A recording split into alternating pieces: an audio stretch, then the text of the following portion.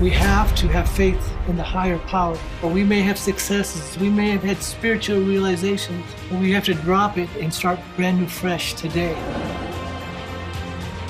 What we put out is what we get back. You can call that karma, you can call it the golden rule. So the time of the Great Awakening is coming. It's an old Chinese proverb, rather light a candle than curse the darkness. At that spot, you confront the divine, not as other, but as self.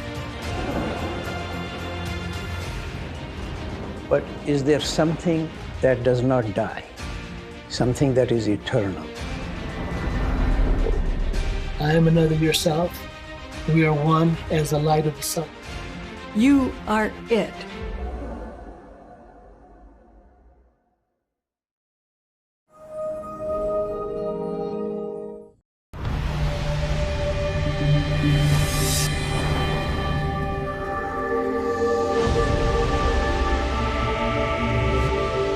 I'm William Henry, and this is Ascension Keepers.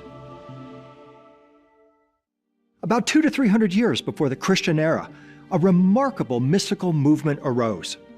The core ideas of this movement came from Alexandria, Egypt, but it spread to Palestine, where these mystics set up shop, so to speak. In Egypt, these mystics were called the Therapeutae, the healers. They were known for their flowing white robes. They established an embassy outside the walls of Alexandria on the shores of Lake Mareotis near Alexandria. In Palestine, they were called Essenes and Nazarites, or Nazarenes, meaning watchers, because they were watching for a high celestial being they believed was soon to visit Earth. Although they were primarily, but not exclusively Jewish, the Essenes were master weavers of Egyptian, Iranian, Greek, and Tibetan ascension practices. In fact, for 3 centuries, beginning in 300 BC, the forerunners of this mystic tribe had been following the way of the MAGI, researching and merging Babylonian, Egyptian, Iranian, Pythagorean, and Buddhist alchemical philosophies and ascension practices that feature humans opening holes in space and ascending into heaven. In my opinion, they would heavily influence the Essenes and early Christianity. From these teachings, they began writing about translating humans into angels, opening gateways to heaven, and the emergence of a new, improved child of light who would win a war over the sons of darkness and inaugurate a new era of light.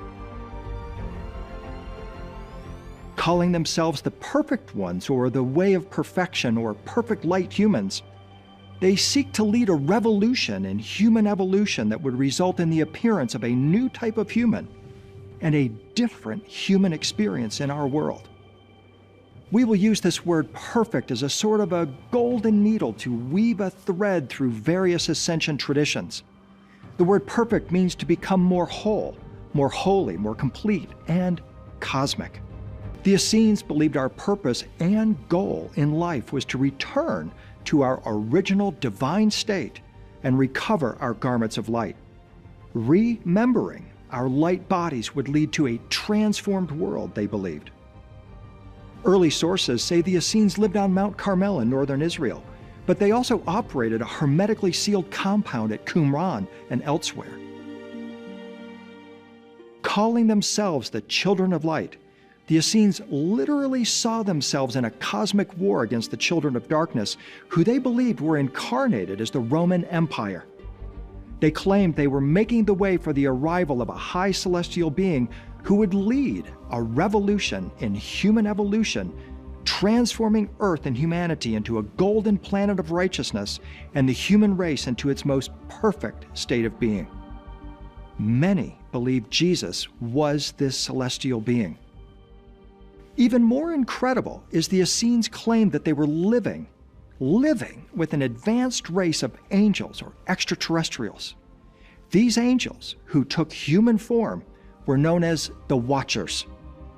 They were teaching the Essenes the art of ascension, or how to transform our earthly flesh into a celestial flesh and ascend to a celestial city they referred to as Sion, or the New Jerusalem. Out to stop all this mystical nonsense are the children of darkness, who the Essenes believe are incarnate in the mighty Roman Empire, the reigning cabal on earth. In my opinion, the accounts of the Essenes' interactions with the Celestials are contained in the Dead Sea Scrolls, the texts they left behind. These extraordinary texts affirm there was something truly unusual and mystically special about the Essenes. They are quintessentially spiritual, oriented towards the celestial realm and its otherworldly inhabitants. Their goal was an alliance with the upper world. The scrolls describe cosmic battles, beings, portals, hidden agendas, and new superhumans. And cloaked behind it all is the celestial city, the home and mother church of their angelic teachers and the target of their ascension, and how humans can ascend there. The dark side won a major victory in AD 68 when the Romans decimated the Essenes in an early example of ethnic cleansing or spiritual genocide. With the destruction of the Essenes and the murder of almost 1 million of these souls, their ascension teachings were lost, stashed in caves near Qumran, but they were not forgotten. Mystical luminaries sought their teachings for ages. Believing in reincarnation, it's possible the Essenes knew that their disappearance at the hands of the Romans was a temporary state of affairs. They would return.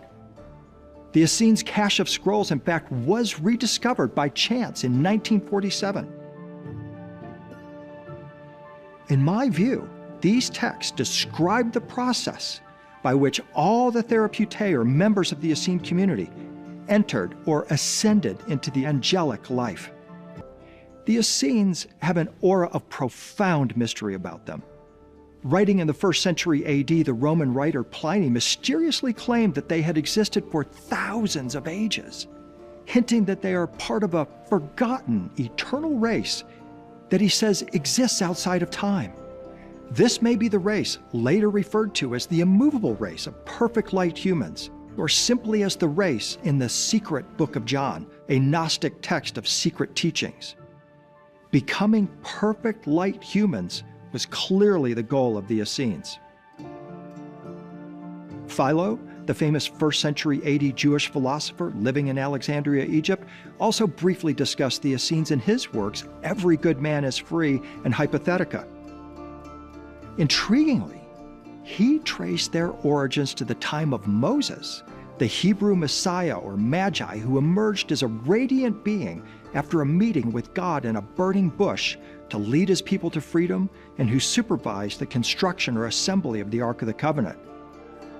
The burning man or angel he encountered was described as luminous, humanoid, and with a rainbow aura, one of many such beings we will encounter in our journey.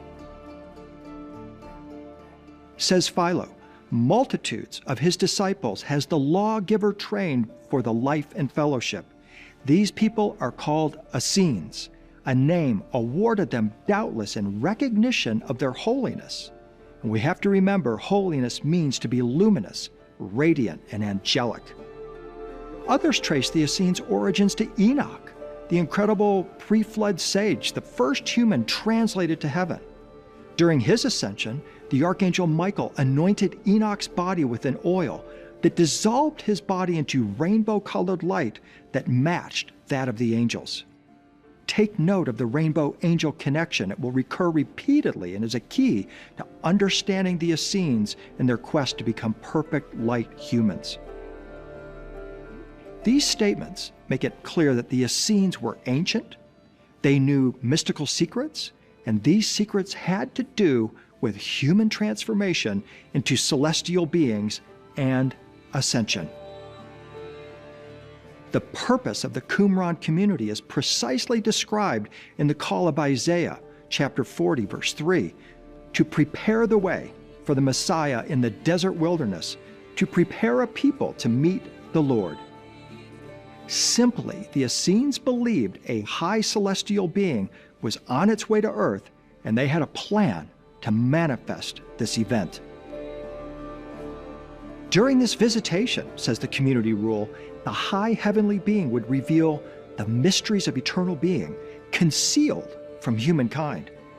At that time, the righteous will be rewarded with healing, great peace, and a long life and fruitfulness, together with every everlasting blessing and eternal joy and life without end, a crown of glory and a garment of majesty and unending light, says the community rule.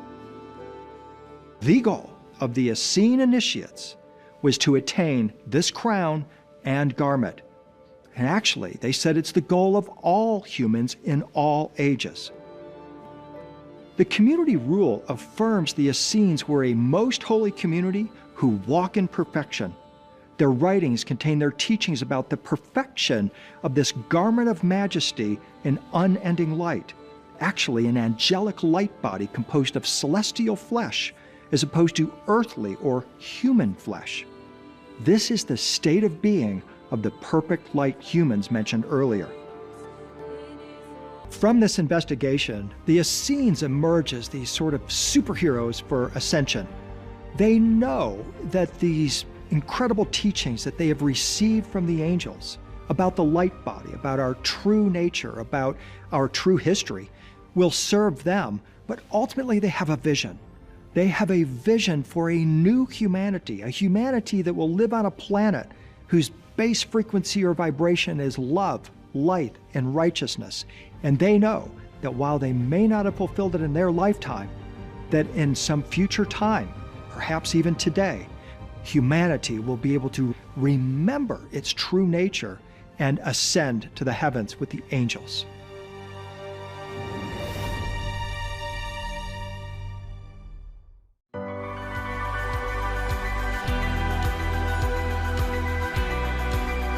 Common people around the world are doing the uncommon.